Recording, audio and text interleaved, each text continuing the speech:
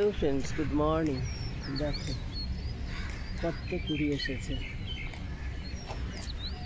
এটা কি গাছ জানো তোমরা? তো কুড়িতে পুরো ভর্তি হয়ে গেছে গাছটা, আর কাল সেই রকম সাদা হয়ে ফুটবে সব ফুল, বুঝতে পারছো? এখানে একটা ছোট্ট গাছ আছে, এটাতে এই দেখো কত কত কত কুড়ি ধরেছে, ভর্তি হয়ে সাদা হয়ে ফুল ফুটবে কালকে। কামিনী ফুল, এটাকে বলে কামিনী গাছ। অনেকবার আগে আমি দেখিয়েছি, কিন্তু আজ দেখতে পাচ্ছি সব কামিনী গাছে প্রচুর কুড়ি এসছে। তারপর বলো, তোমরা সবাই কে কেমন আছো? আশা করবো সবাই ভালো আছো, আমিও ভালোই আছি। আজ একটু দেরি হয়ে গেছে, ঢুকতে 5:30 হয়ে গেছে। একটু ঘুমিয়ে পড়েছিলাম। এখানে টগর গাছে ফুলও ফুটেছে, টগর গাছগুলোতেও ফুটেছে অল্প অল্প ফুল।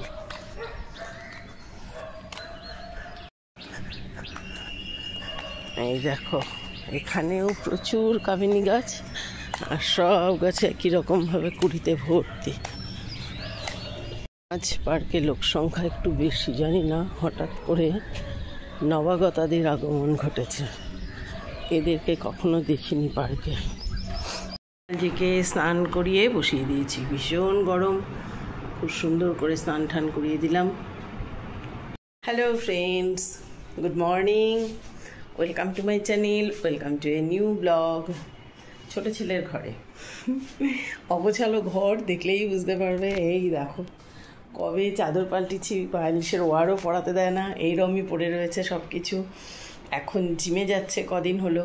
ও প্রথমে জিম করে ওর অনেক ওয়েট ছিল, সেই ওয়েটটা কমিয়েছে, তারপর আবার খেয়ে দিয়ে ওয়েটটা গেইন করেছে, বলেছে নাকি এটাই নিয়ম আর কি, আমি জানি না। এখন আবার করে তারপরে নাকি ঠিকঠাক জায়গায় আসবে। আমার চুল পুরোটাই সাদা হয়ে গেছে, আবার একটু মাজা ঘষা করে ঠিক করব। আর রান্নাবান্না হয়ে গেছে কমপ্লিট, পুজোটা সেরে নিলাম। আর আস্তে আস্তে সারাদিন থাকো সঙ্গে, দেখতে থাকো ভিডিও আমার। তো বৃহস্পতিবার স্নান পুজো সমস্ত কিছু করে চলে এসেছি। এবার একটু দইয়ের ঘোল বানিয়ে খাবো, ছাতুর ঘোল, দইয়ের না, ছাতু দিয়ে দই দিয়ে এসব দিয়ে বানিয়ে খাবো। সেটা তোমাদের সঙ্গে একটু শেয়ার করবো যে কীভাবে করছি। কিছুটা দই একটা পুরনো প্যাকেটে ছিল, সেটা নিয়েছি, আরও একটু এই প্যাকেটটা থেকে নিয়ে নিচ্ছি।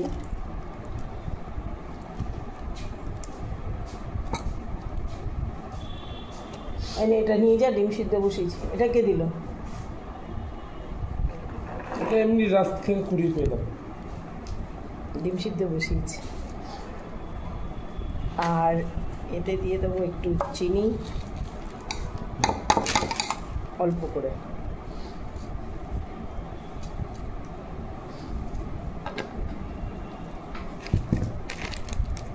আর দেবো একটু বিট নুন,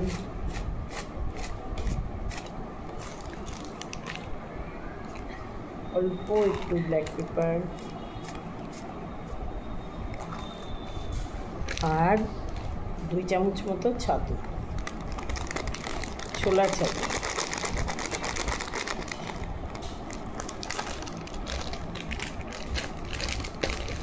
দাঁড়াও, জলের বোতলে হেলান দেওয়া আছে ফোনটা।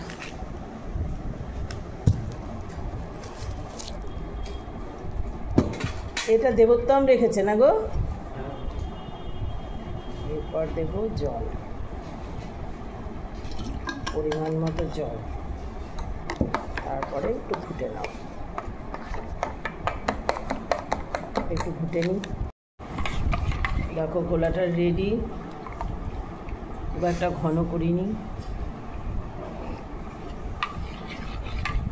বেশ ভালো হয়েছে খেতে। আর এই একটা মগ তো আমাদের সবার বাড়িতেই থাকে, তো এরকম করে মগে গুলে খেয়ে নাও। ছোটো ছেলে ব্রেকফাস্টে খাবে নুডলস, আটা ম্যাগি। এই আটা ম্যাগিটাকে ওকে বানিয়ে দিলাম, ও একটু আটা ম্যাগি আর 2টো ডিম সিদ্ধ খেয়ে এখন আপাতত জিমে যাবে। যে ফোন দেখতে ব্যস্ত। হাই হ্যালো, আমরা তো আজকাল ভিডিও বানানো একদম বন্ধ করে দিয়েছি গো, রিলস বানানো। কবে থেকে করবো আবার? আজকে একটু বেলায় কিছুটা করে রাখি। হ্যাঁ দেখো দুটো এঁচোড়, এগুলো আমাকে পাঠিয়েছে জানো। আমার কাছে একজন স্টুডেন্ট থাকে, তার বাড়ি শিলিগুড়ি, কোচবিহার। সেই কোচবিহার থেকে ওর মা আমার জন্য দুটো এঁচোড় পাঠিয়ে দিয়েছে ছেলেকে দিয়ে। ওর কত কষ্ট হয়েছে দুটো টেনে আনতে, কিন্তু আন্টির ভালোবাসা দেখো, সত্যি ছেলের মতো ছেলে। এর লাঞ্চে হয়েছে কুমড়ো শাকের তরকারি, খুব টেস্ট করে আলু, বেগুন, কুমড়ো এই সমস্ত দিয়ে, একটু পটল, ঝিঙে দেওয়া হয়নি, দিয়ে কুমড়ো শাকটা দিয়ে একটু তরকারি করা হয়েছে।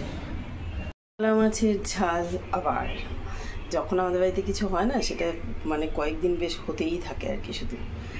আর এইদিকে নিয়ে এসছে জ্যান্ত রুই মাছ, তার ঝোল।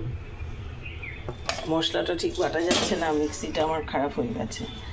এইদিকে রুই মাছের স্টুডেন্টদের জন্য ঝোল। এদিকে হয়েছে আম ডাল।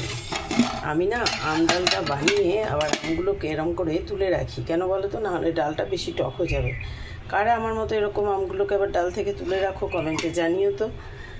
আর এদিকে হয়েছে যথারীতি ডিম,